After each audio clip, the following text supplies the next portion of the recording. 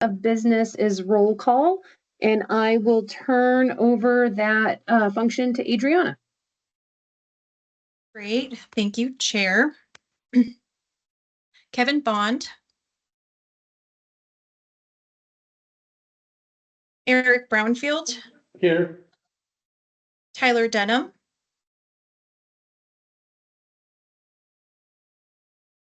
Kevin Doby. Karen Flores. I'm here, and Jackie just texted me and says she's having trouble logging in, so I can send her the invite again. Maybe that'll help.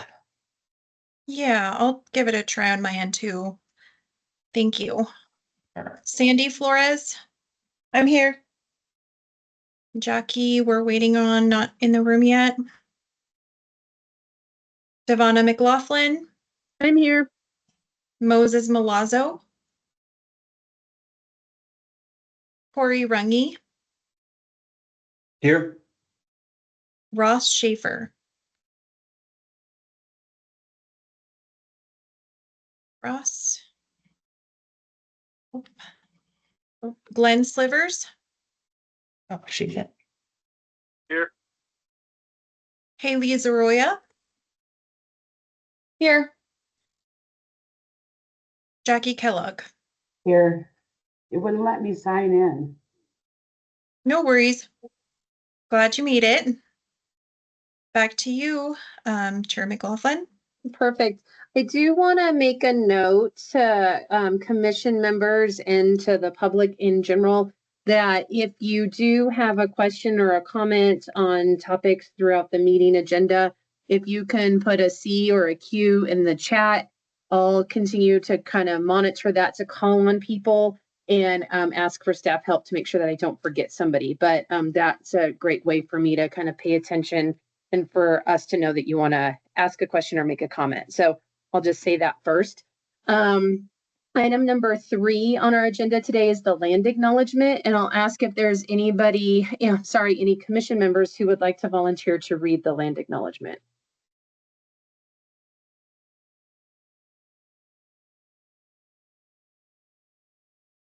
I can do it, Devonna. Oh, thank you, Sandy.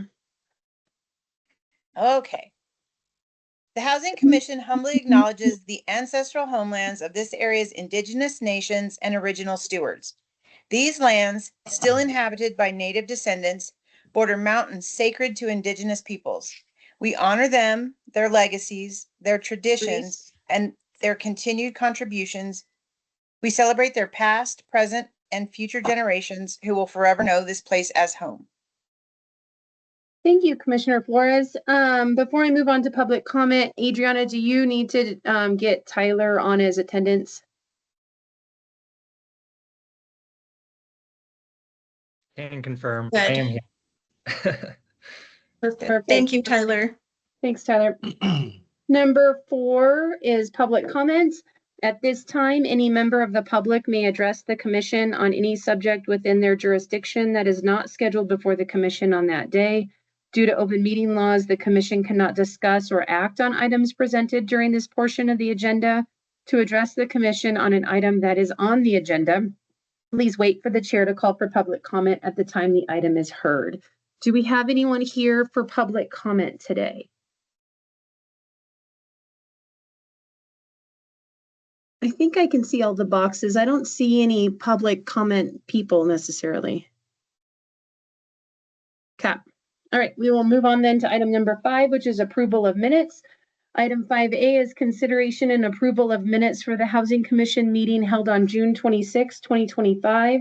And the motion would be to approve the minutes from the June 26, 2025 Housing Commission meeting as provided in our packet. I'm wondering if anyone would like to make that motion.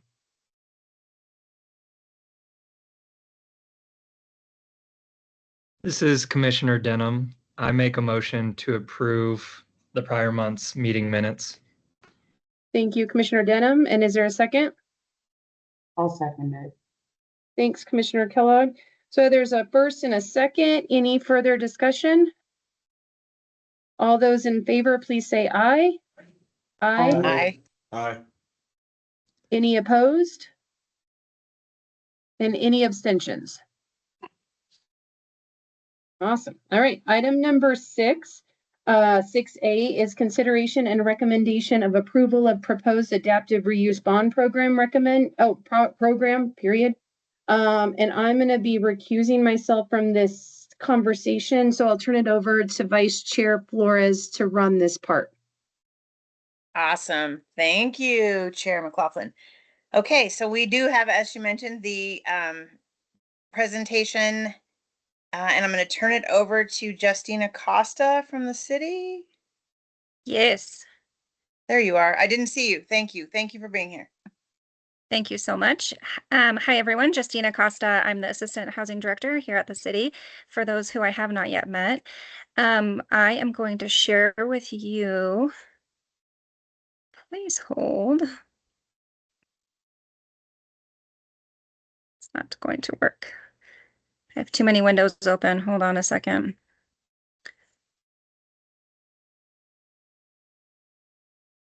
I have a presentation to share, and then I have the actual adaptive reuse document that I'm going to be sharing with you all. So actually is just share my screen. So if anything funky pops on, just ignore it. So again, hi everyone, Justina Costa. This presentation was prepared by Jennifer Michelson, who was unable to be here today. She's been the lead on this program and has done an amazing job. As you are aware, we are working on creating this program with the Housing Commission's very big involvement. And so we're about to finalize this, hopefully at today's meeting, and then move forward to the actual council meeting for final approval of the program in September.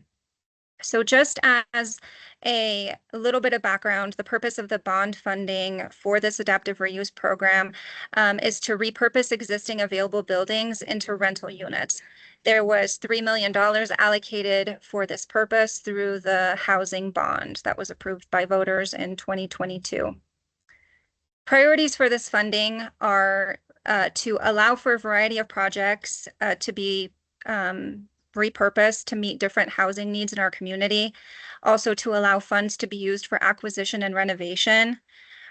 We want this funding to be simple and fast in order so that there's non-competitive application process for agencies to apply. Funds will be awarded on a per unit cost basis so that we can meet our 75 unit goal that we had promised the voters that we would achieve. And another purpose for this funding is to remove any zoning uncertainties and ensure that the proposed projects are permitted by right. So key questions that the commission had that are going to be addressed today. The first was, are the AMI requirements meeting the community needs? You'll see that we've addressed this in the Word document that I'll share with you in a minute. The next question was, should the loan forgiveness or should the loan be should the loan be forgiven or repaid after 30 years, or should this program align with the rental incentive bond program, which allows forgiveness after 50 years? So if you recall, the commission agreed that we would forgive after 30 years. The next question is the commission supportive of a non-competitive first come first serve application? And the answer was yes. And then the last question was the threshold in the commission, what threshold is the commission comfortable with if the project eligibility regarding committed versus pending funding? And again, we'll address this in the Word doc that you see in a minute. So what happens next? If you recall, we're working simultaneously with Tiffany Antal as she is bringing forward the single-use residential and adaptive reuse zoning code text amendment. Tiffany is planning to go to the Planning and Zoning Commission in August, on August 13th, and then has 2 planned council public hearings, the first being on September 2nd and the second being on September 16th. Housing will bring forward, if approved by you all today to move forward, housing will approve or bring forward to council for approval this program on September 2nd. So next, I wanted to dive in, don't mind the scrolling, dive in into the adaptive reuse policy itself. This policy has been reviewed by a few of our commissioners, had a specific working group to go over some of the items that were of interest to the commission. So we did that. We also ran this past our outside legal counsel. And so I will not go over all of the red lines in detail with you all. You should have gotten a copy of this in your agenda packet, but I did want to go over a few of the highlights that I mentioned I would in the presentation. But I'm happy if you have additional questions, we can go over it in more detail. I just don't think a lot of it you're going to have questions on. So I'm just going to scroll. The first item that the commission was interested in was we had initially said that we wanted to serve at a 100% AMI level. The commission discussed and decided that we would eliminate, or I'm sorry, not AMI level, 100%, that we wanted the development to be 100% affordable, that would utilize this funding. We had a conversation with the commission and you all didn't want that. So instead, what we're going to do is we're going to only use the bond funding to pay for the affordable units, but there could be market rate units within that development. So a development can have, 90% market rate and 10% affordable, but the bond funding would only pay for that 10% affordable. And so that is a big change that we made with your input. The next change was in regards to eligible uses.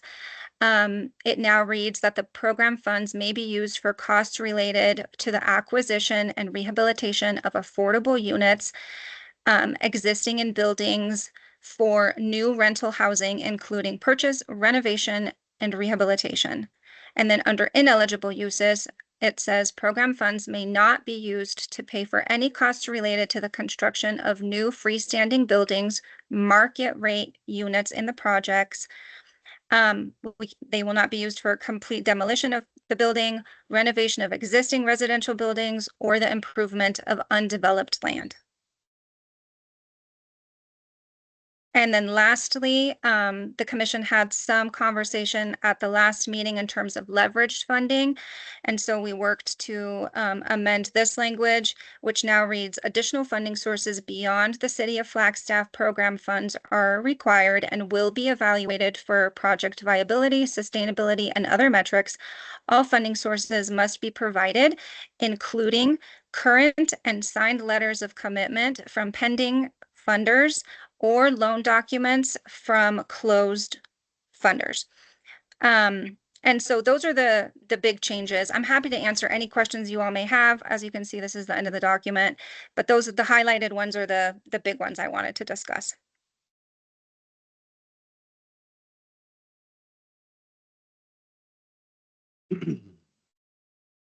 So I'm happy to answer anything anyone may have, or I'm excited for your motion to move this forward to council.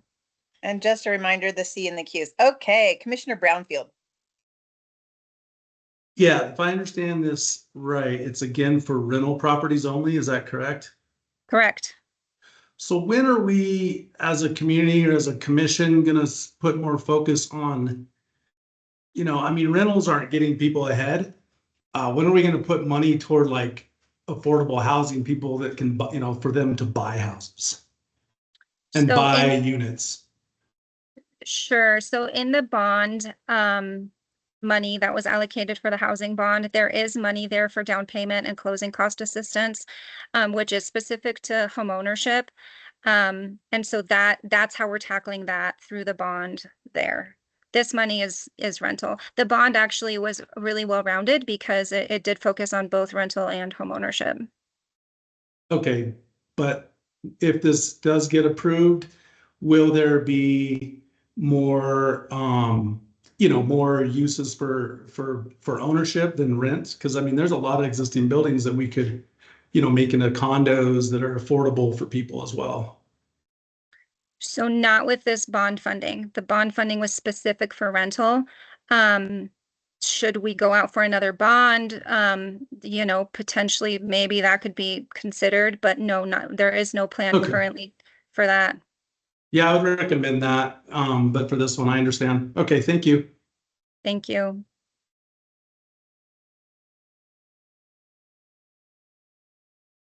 Additional comments or questions?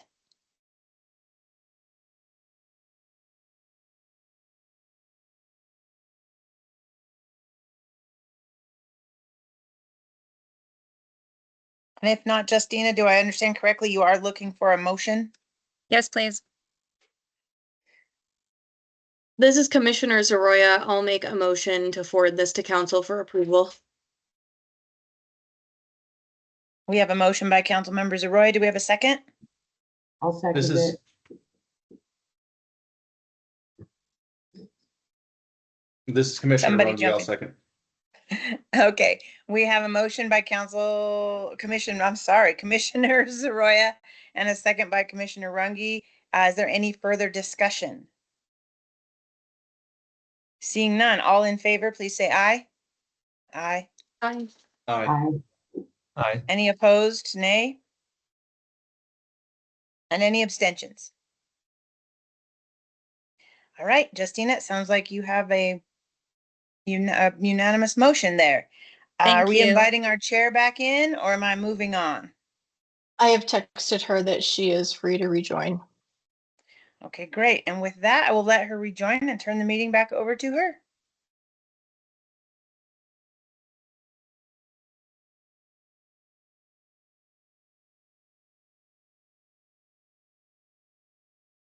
Chair, I have returned this meeting to you. Well, that was good timing. I literally just logged in and heard that. Can you guys hear me? Yep. Okay, perfect. Awesome. So are we moving on then to item number 7A? Is that right? Yeah. Yes. Okay, thank you. Sorry, just trying to get my wits about me. Item number 7A is a presentation on the current Flagstaff housing market. This is an informational only presentation, and I'm going to turn it over to Housing Commissioner Karen Flores and Commissioner Jackie Kellogg and Vice President of the Northern Arizona Association of Realtors, Mark Coletti. And I'm not sure which of y'all are starting, but if you want to take it away, that'd be lovely. Karen, you're up. All right.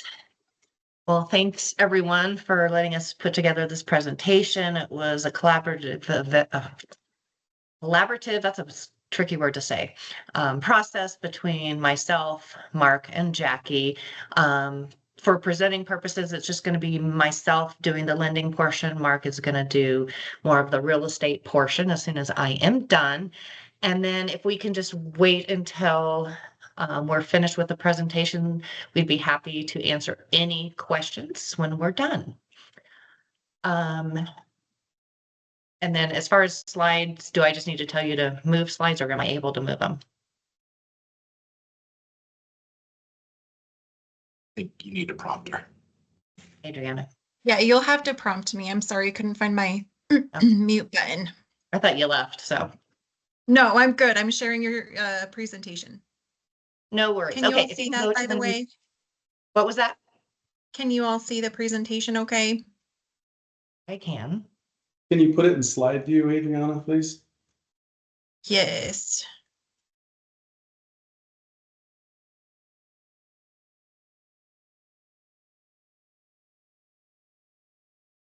My goodness. Bear with me. Okay, how's that looking? Very good, thank you. Yeah, thank you. So next slide, please.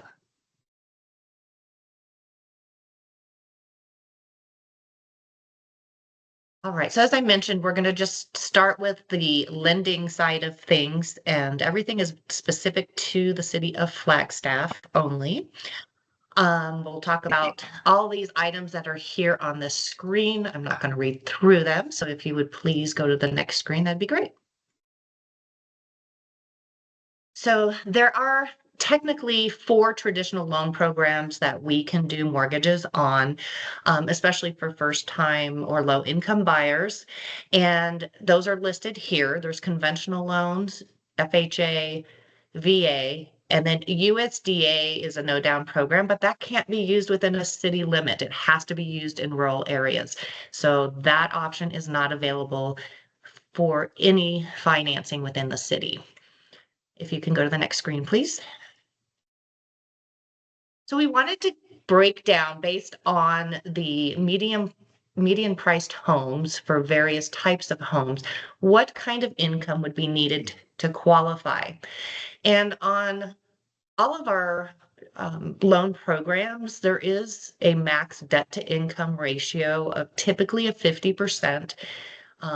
So basically someone's total debt plus the new house payment divided by their gross monthly income can't exceed 50% when we do qualifying. In Flagstaff, the single family residence, that's a stick-built home, can be a townhome, that median price is $787,000 right now. On a conventional loan, that would be the only program we could go up to that high of an amount. The minimum amount that we can do is 3%. So you can see what that down payment amount is.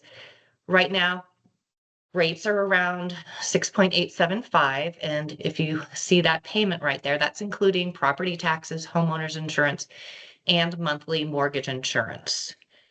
So that's obviously quite a steep payment. In order to qualify for that, someone would need an annual income of at least $147,000 if they have no debt, and up to $160,000 if they had $1,000 a month in debt. Obviously, if they have more debt, that income amount would have to increase. Now, on down payment assistance programs, such as our new bond program that we have coming up, my understanding is that is going to cap debt to income at 45%. So that increases what someone's income would need to be. So as you can see here, someone would need between $165,000 and $177,000 per year, depending on their debt load. If you can go to the next slide. Now we'll look at manufactured homes. So with a manufactured home, we're at a $418,000 median price.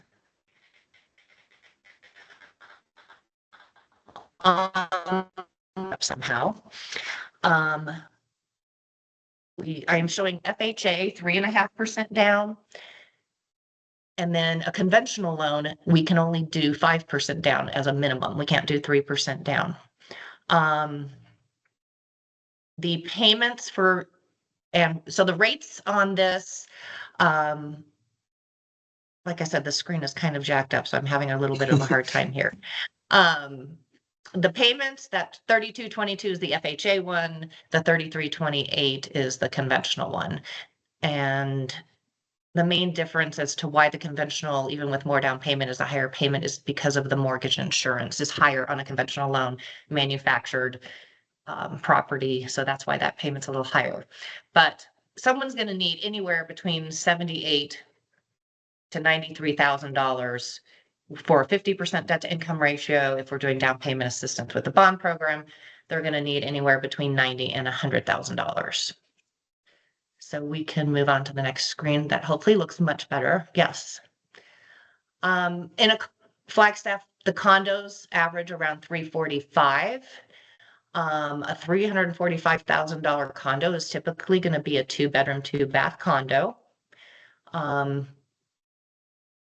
Also of note, I only am showing a conventional loan on here because most of the condo complexes in Flagstaff are not FHA approved, and or most of them are not VA approved. So conventional oftentimes is the only program we can utilize on a condo unit. 3% down is the minimum we can do. You can see the rate, the payment. That payment includes a $250 HOA. HOAs do vary quite a bit, but that is a really good average of what they consistently are. And then you can see on this condo, the amount someone needs to qualify for this is actually significantly higher than a manufactured home, which is not priced all that much differently. And anywhere from 135 to 147,000 a year for the 50%. And I think these got backwards. For a 45% debt to income ratio, that amount should be higher. So I apologize. Those slides are incorrect. If you can go on to the next one. So one of the things that we wanted to talk about is what do rates do when it comes to purchasing power? And everyone is completely aware that we are in an elevated rate environment. We have been in an elevated rate environment since 2022. Most of this has to do with inflation, and then it also is completely related to the short-term interest rates. So I know you all hear on the news all the time about the Fed's Jerome Powell and how he needs to lower rates because that's impacting mortgages. Short-term rates and the rates that they are overseeing are not mortgage rates, but they impact your credit cards, your car loans, anything that is a short term, like 10 years or less. And so because those are elevated, mortgage rates follow that. And once those rates start coming down, once Powell decides to start lowering them, we are going to see mortgage rates follow. Depending on how quickly and how much of a reduction in those rates we see will depend on how much of a decrease we're going to see in mortgage rates. But as you can see here, let's just say, for instance, we have a borrower and at 6.875 rate, they can only go up to $350,000. Well, if the rates went down a whole percent, that bumps them up to $395. It's not a significant difference, but it is definitely a help. If it went down 2%, you can see how that dramatically increases it. So it does take quite a bit of a jump for us to see an increase in borrowing power. However, when we're dealing with lower income borrowers, that is not going to be as much of an impact or a benefit to them with lower rates, just because their income is still going to be a problem qualifying for homes within our city, because the purchase price amounts often are higher than what they can afford. If you can go to the next slide. I wanted to do a scenario with using the bond funds and what two different options that we can look at.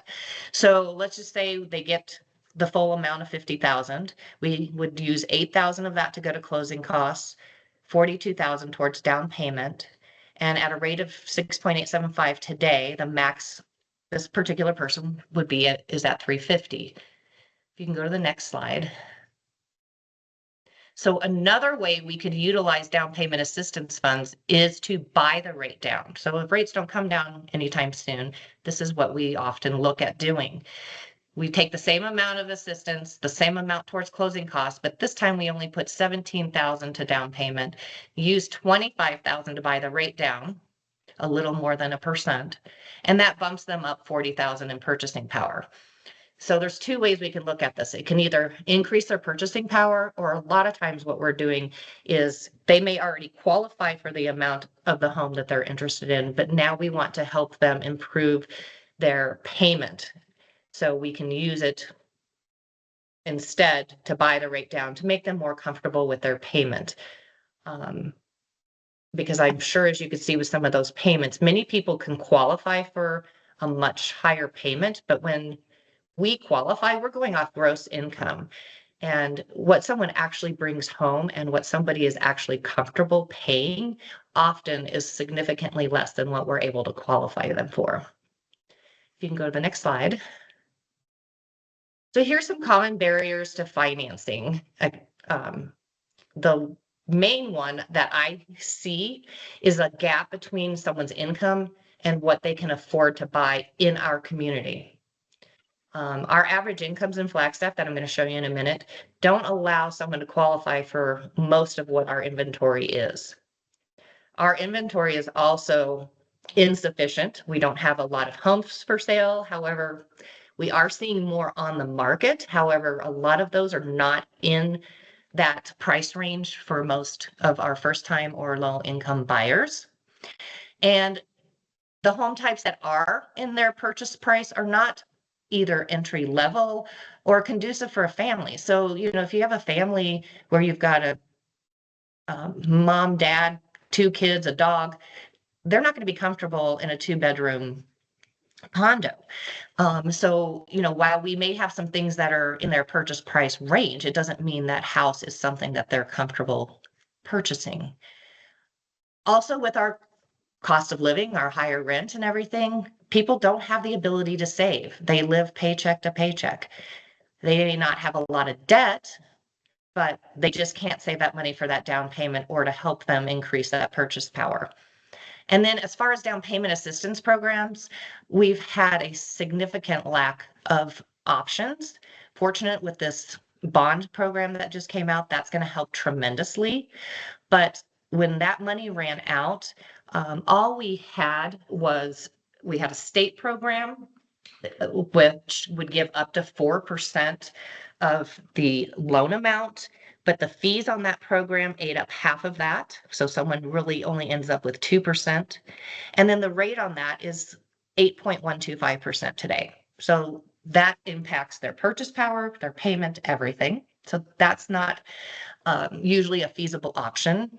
There are some programs that we have through different lenders that we work with. They typically only give you 3.5%. And again, there's a lot of fees with them that either have to be covered by the seller or eat up all the savings of the buyer. So again, those don't really help when you only are getting a small amount and then it's getting eaten up by fees. If you can go to the next slide, please. So I just wanted to go quickly through the different incomes here in Flagstaff, some data I pulled up. Our median household income is just under 70,000. Our average annual salary for someone who's on a salary is 51,000. Minimum wages, we all know, is 17.85 an hour, which is about 37,000 a year. So obviously someone who makes 37,000 a year, if they're trying to buy a house on their own, they can't. Just to let you know, someone who's on a salary of 51,000 a year and they're buying by themselves, they can't afford anything in this town. This is truly a 2-income town where you have to have 2 incomes in order to purchase a home. If you can go to the next slide. I just wanted to share with you different occupations and what their average incomes are here in Flagstaff. Our essential workers range between 50 and 67,000 a year. Again, difficult for someone who is a single parent trying or a single person trying to buy a home in those positions. Next slide. NAU faculty ranges anywhere from 37 to just under 100,000 a year. But what we're finding in talking to a lot of the people that do work at NAU, they can't afford to buy a house because most of them are, I would say most that I meet with are in the $60,000 to $70,000 a year spot. And again, if they have a spouse or someone else that can be on the loan with them, it helps tremendously, but doesn't always guarantee that they can buy. If you can go to the next one. Healthcare workers, anywhere from $21 an hour on up. With healthcare workers, nurses especially, they only work 36 hours a week. That's considered full time for them. So even though some of these people have high hourly wages, that impacts what they can ultimately earn in a year. Next slide. So as far as lending trends, what we're seeing this summer is that our activity is slower than usual. Usually spring through fall is our busiest season, and I feel that we are down probably at least 50% in traffic and applications. Most of it has to do with buyers wanting to wait and see what happens with rates. They keep hearing everything on the news that rates are going to come down. Lenders keep telling people the rates are going to come down. So people are just sitting back and waiting to see what happens and wait until they do come down because they will eventually. As I mentioned before, what somebody qualifies for is not what they're comfortable paying. Higher rates and high-end home prices have become the biggest barrier for first-time home buyer and lower income buyers in Flagstaff. And therefore, they are going outside city limits to find more affordable housing options. We're seeing more people go to Winslow, Camp Verde, Cottonwood, and commuting into Flagstaff because that's the only way they're able to get into a home. So that wraps up my portion. Mark, you're on. Thank you for having me. I'm honored to be able to assist the city in anything we do. Quite a bit of this was, so let me give you an origin of the data. These are sales and inventory from our Northern Arizona multiple listing service. I did in fact Jackie pulled all of the county data. And what I had found there was hard to differentiate between marriages and divorces and things like that to separate out what were actual sales and what were actual like deed transfers, things like that. So this is MLS data, which is going to be about 95% of the transactions that happen within Flagstaff city limits. This year so far, we're single family, we're at about 791. We're up 5% from last year. Townhomes, our median price is 602 with a very negligible increase, less than 1%. Condos are at 349 with a 7% increase, and that's also going to be representative of the demand under $500,000 homes. Manufactured homes, as she said before, 418 with very little price increase. Recently, a lot of mobile homes are coming on the market, and what is deceiving about mobile home pricing is you have to factor in the lot rent on mobile homes. So, $100,000 home plus anywhere from $700 to $1,300 a month in lot rent is added to the cost of the home, which makes those even very difficult to purchase. Next slide. So as a full purpose, I gave as much possible data that you guys can study on your own. I'm not going to go through every data point, as that would be exhausting. So you notice here in the yellow, what I consider affordable housing is under $500,000, and that's quite a few would potentially agree with that. We have a very few homes for sale. The homes under $500,000 represents 25% of our inventory, and then in the ranges of 500 to 800 is another 40% or 50. I'm sorry, I'll get to that slide. I'm sorry, I just stumbled on you guys.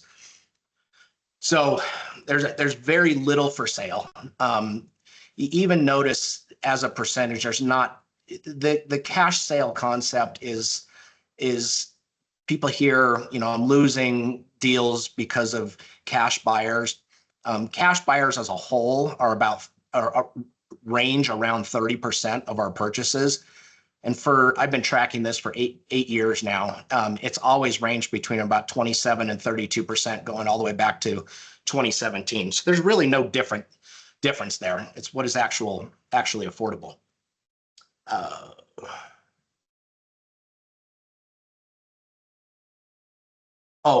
I missed a point.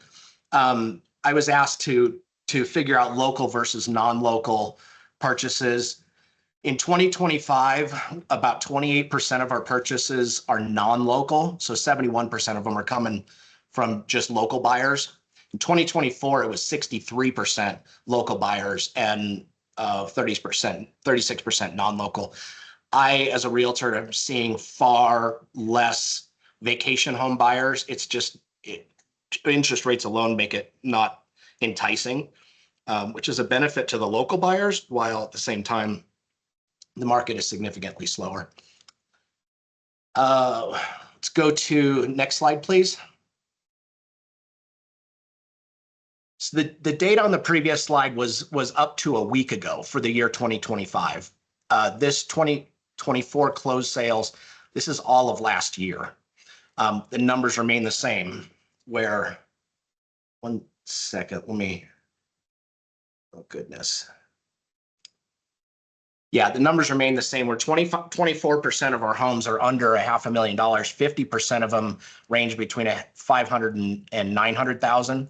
And then the remaining 26% of our inventory is above $900,000. So the crux of our inventory, as Karen had pointed out, is simply very expensive and unattainable. And let's go to the next slide. Current inventory today, we have 0 homes for sale under $400,000. And these are single family homes. There are 6 single family homes for sale and 14 between 500 and 600,000. That's a very, very, very low number. As we all know and keep pounding the drum, if we could quadruple or 10x that number, we'd be putting a dent in the issue that we have here. Next slide. Similar with townhomes, you have 0 for sale under 300,000, and 13 homes for sale under $500,000. As you analyze the data on your own, you'll notice that the days on market for these less expensive homes is definitely lower, both on average and median, than the remainder of the market. And that, again, is indicative of buying power and inventory. Next slide. We do have some inventory in condominiums. What are we looking at? 37 homes currently actively for sale in condos. It's a little bit of the less desirable property to purchase. A lot of these homes under $500,000 are two bedroom condos. That doesn't help the starting family with even one child. That's a cramped space. Our next slide. This one looks to have gotten boogered up. If you want this data, I'll have to cut off the whole bottom of the slide for some reason. We have a few manufactured homes for sale under $300,000. I did not differentiate age. Some of those homes are older than 1976, which are not financeable. Most of the manufactured homes are fee simple on purchased land. Almost every mobile home, in fact, all of the mobile homes, were on leased land. There's currently 8 mobile homes for sale, seven under $300,000 and 1 over $300,000. So very, very, very few homes available and for sale. Next slide. I was asked what housing types are missing. This is a summary of everything I just said. Most of your condos and homes under 300,000 have HOA fees or lot rent, further burdening the low-income buyer. You need a dual household income at a minimum to purchase in this town. And as I stated before, 24% of our inventory is under $500,000. The town needs many more railroad springs, Litzler places, arbors, row housing, duplexes, and triplexes. We really need the density to get to our goals. And next slide. This is a bit of a reiteration, but the harder the process, the more expensive the cost, the higher the price of the home, especially when we're building new homes. It's wages and housing costs are disparate. It is my personal opinion that we need higher wage jobs job opportunities in this town, which theoretically will loosen up lower priced housing because those people eventually want to move up. With high interest rates, moving up into the next level home is locking up inventory. It's too expensive to move up. So folks that live in the $500,000, $600,000, $700,000 homes are very reluctant to sell. It's just too expensive. And that's something we can't change at the moment. The other inventory issue we have is sub 3% mortgage rates are going to lock inventory up for years to come. There's no incentive to sell when your mortgage is that low. And your ability to move up is non-existent. Next slide. Our housing shortage is going to continue to fuel cutthroat competition. That's going to drive up prices. Wealthier buyers it's not always money that outbids the working family from a buyer or a seller standpoint. A seller has a motivation to move, and sometimes they have a hard time taking the risk of a first-time home buyer. So that's where the guy that comes in with 20 or 30 or 40% or the cash sale, in some cases will beat out the first-time home buyer. That's the seller's choice, unfortunately, but that's the way it is. We have some great comments from some people in town, particularly, we need rental home ownership options at a range of price points. We can't get it with we can't get that if basic housing types like triplexes, fourplexes, and townhomes are illegal in R1 and R1N zones. This is where we need to loosen up the rules so we can build more. And that's what causes a lot more estate parcels to be built, and again, driving in more second home buyers. Those bans are irksome because the oldest and most cherished neighborhoods like Townsite, Southside, Sunnyside are filled with these housing types. They're part of our history and our charm, and we should have never banned them in the first place. Something I think the city really needs to take a good solid look at, which I think they are. Broken development standards. Many of our development standards limit the number of homes on a site, which nudges builders towards bigger, more expensive houses. And they also make many housing types like duplexes, triplexes, fourplexes, and townhomes infeasible to build, even where they're legal. A short list of the worst offending development standards includes excessive parking minimums, large lot size minimums, stringent resource protection requirements, and low density caps. There's a broad agreement about the changes we need. Many groups are hesitant to follow through because they view inefficiencies in development codes as leverage to push builders into incentive programs and make extraditions during discretionary processes like rezonings. But many of these changes would be more effective if done by right instead. The rezoning process is expensive and time consuming. Costs a builder significant amount of carrying costs to go through that process. It's now the majority of development that will happen. The Housing Commission's recent conversation on adaptive reuse and single-use residential is a great example, which we just went over in this meeting. These types of projects can in fact create quite a bit of housing and help our sustainability goals. And our last slide. I'm sometimes a little bit more blunt than anybody wants to hear, but these are the issues that I see in talking to developers. In fact, I had lunch with 2 developers yesterday. It is just, whether we like it or not, it's incredibly expensive to build here. Our labor is more expensive.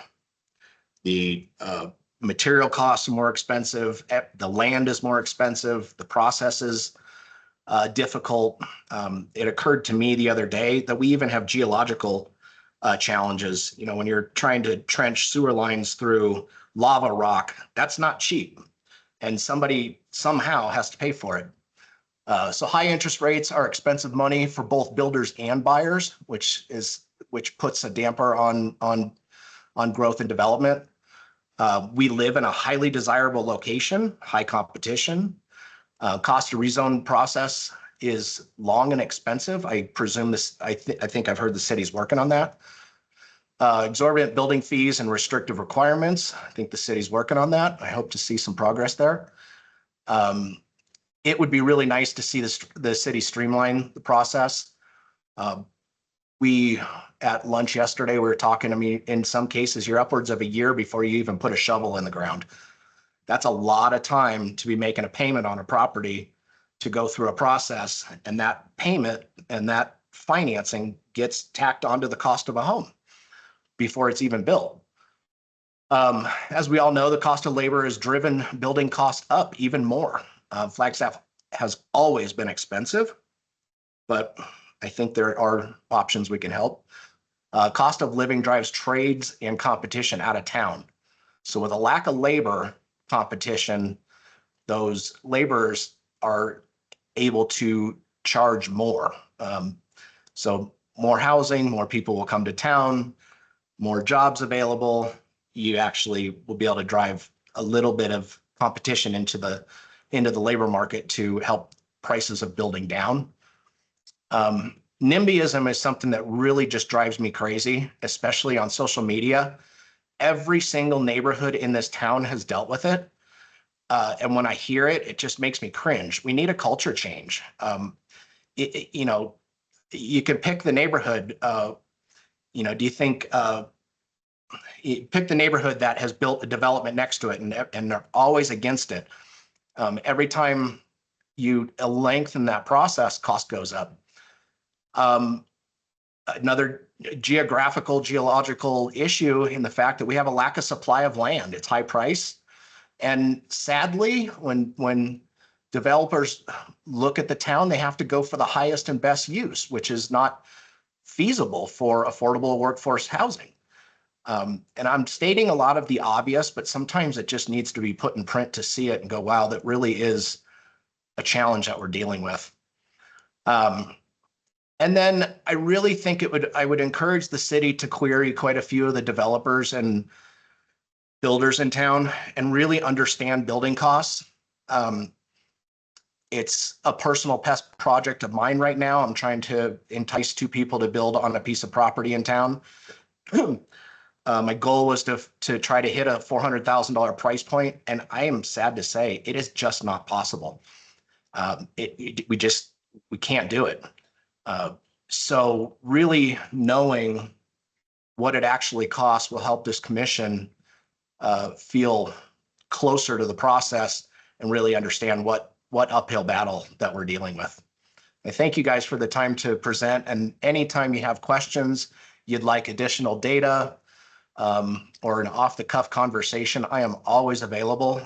This is as much as there's days where I'm discouraged, I will always try to fight for the process because I was one of those that had to leave town, and it took me 20 years to come back, and I'm proud to be here. So I wish I could have stayed here in my 20s and 30s, and now I'm here to help. So thank you for the opportunity. Thank you so much. I would ask if there are any commissioners who have a comment or a question to put a C, or thank you, Commissioner Denham, a C or a Q in the chat, and I'll calling you in order. So it looks like we have a question from Commissioner Denham. Hey, thanks for the presentation. The numbers there were really interesting.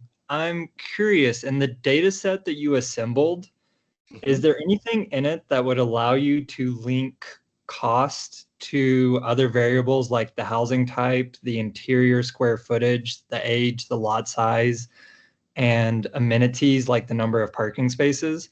I mean, we have literature and data from outside of Flagstaff that clearly links those variables to housing costs, but it'd be really interesting to run that analysis for Flagstaff specifically. Tyler, anytime, hit me offline and I'm a data nerd. So I love it. I actually spent 4 days on this project, really trying to get as absolutely perfectly accurate as I could. So yes, the answers to your question are out there. Parking's a little bit harder to answer, but the rest of them, 100%. Yes, we can do that. Yeah, I'll have to reach out. Yeah, because I'd be really interested in that data. Please do. Thank you. Any other questions or comments from commission members? So, Commissioner Brownfield, do you have a comment? Yeah, thank you. Yeah, I think, well, I know the numbers don't lie. And so like, you know, it was really interesting what Karen provided to all of us. I would really encourage the city to raise the threshold to possibly, you know, 150% of AMI. So we can get the really hard workers in this town to stay in this town and make it more, you know, just more sustainable. And if we don't, then we're going to lose a community that we all enjoy and love. So that was, I just hope that the city takes that to heart. Commissioner Brownfield, can I ask a clarification? You said raise the limit to 150% AMI. Can you, what program or what are you Yeah, referencing? well, the bond program or any program, I guess, that has to do with bond money that we're providing for home ownership for affordable housing, if that makes sense. Okay, Because thank of you. the numbers, you have to make 90 to 102,000 to be able to afford, and it's manufactured. It goes back to Mark. If I was a developer watching this, I would encourage more Railroad Springs, and you know, maybe the city can take some data from Last Cap where we have available land, go in there, procure it themselves, or you know, run some incentive programs for these developers, because that's really what we need. And it's very obvious, like again, the numbers don't lie. Those are the price points we need to be at. You know, and if interest rates go down, that's only going to encourage more investors. So I think, you know, it's got to be, wages got to come up, prices got to get flat for a few years, and then we'll, you know, hopefully be at a place where more people can afford to buy homes. Yeah. Perfect, thank you. Any other commissioners have a comment or a question? Seeing none, I will open it up for any public comments on this topic. Adriana, do you know if there's anyone present who would be interested in or has expressed an interest in public comment, or if you are a member of the public, if you want to kind of shout out? I'm not seeing any interest on my end, Chair. Awesome. Okay, thank you so much. Seeing none, then we'll thank our presenters for this topic and move on to item number 8, which is informational items to and from commission members, staff, and future agenda item requests. Item 8A is an update from the Housing Authority Liaison, which is Commissioner Milazzo, and I don't know that he's here. He's not, Chair. Perhaps Sarah has something to share with us.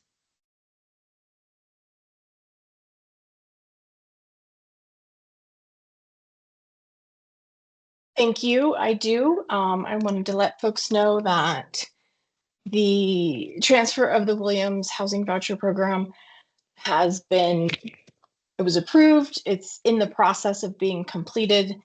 City of Williams Mayor and City Manager have been great to work with.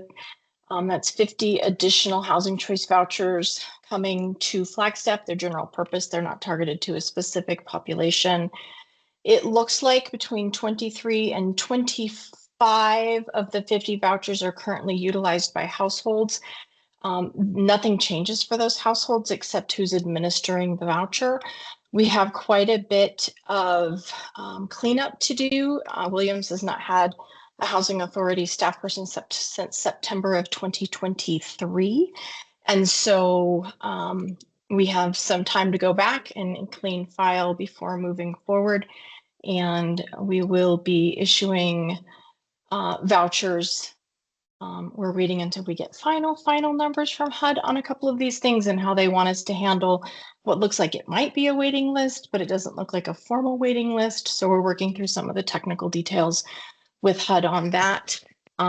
So that is it's a big win both for Flagstaff because we have access to additional housing vouchers, which are hard to come by, and also for the city of Williams because they're able to preserve housing resources for their population as well. So this extends our service area to the city limits of Williams.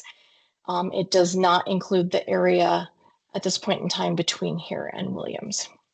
That's been the biggest piece. Other than that, Housing Authority land is rolling along. The board has been looking at changes to the governing documents to make sure we're incorporating the change in jurisdiction and changing the language throughout all of those documents so that it applies to both. I'd be happy to answer any questions. Do I see any questions? I see a comment from Councilmember House saying great news, well done, Director Dar and team. Anyone else have Thank you, any Councilmember House. questions for Sarah? All right, thank you. Seeing none, we'll move on to item B, which is an update from housing commissioners and other informational items. Do any housing commissioners have anything they want to share? If so, if they can put a C, I guess, or a Q in the chat. I will go first. So I'm excited to share, you might have seen it on social media, that the new Chat B bond funded down payment assistance program that will be administered by Housing Solutions in partnership with the city of Flagstaff is launching.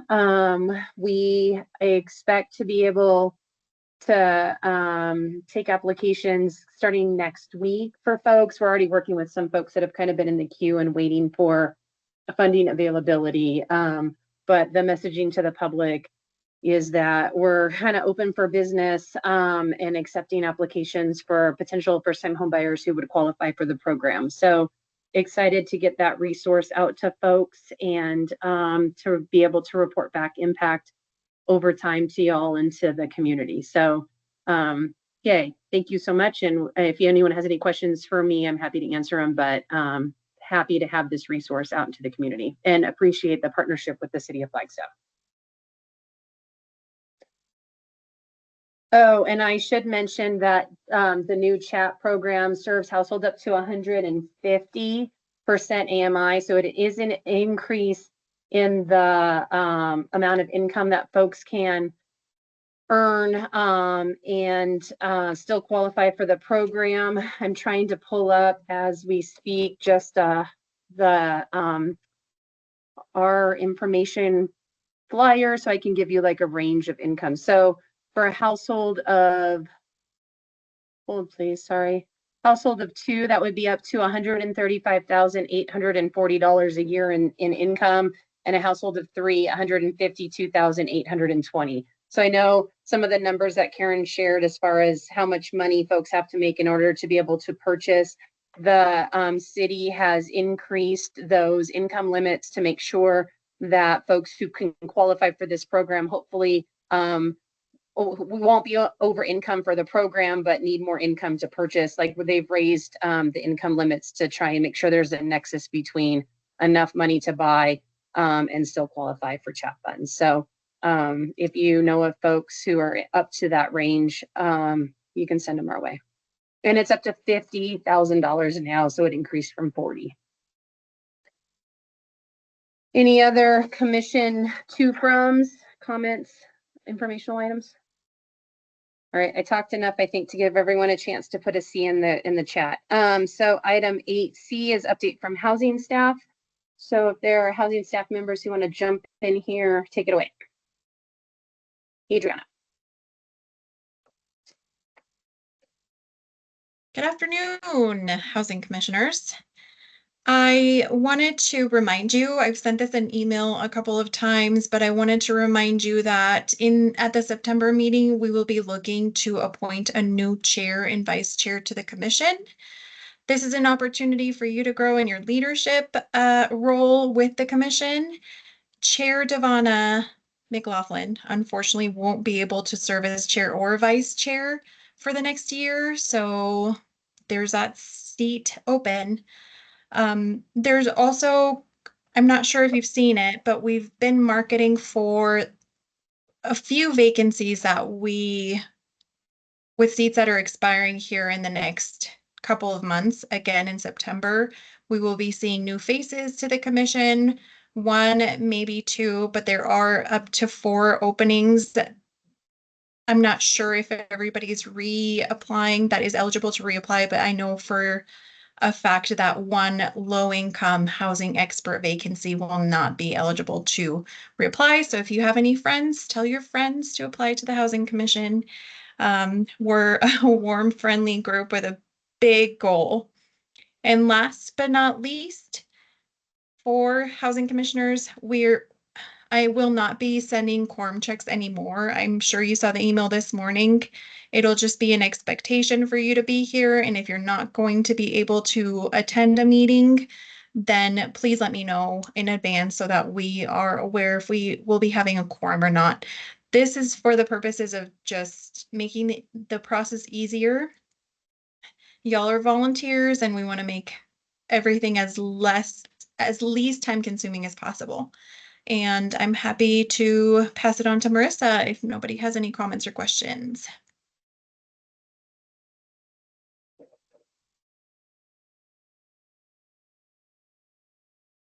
Okay. Hi all. I'm excited to say that we had an affordable home close last week in the Rio neighborhood.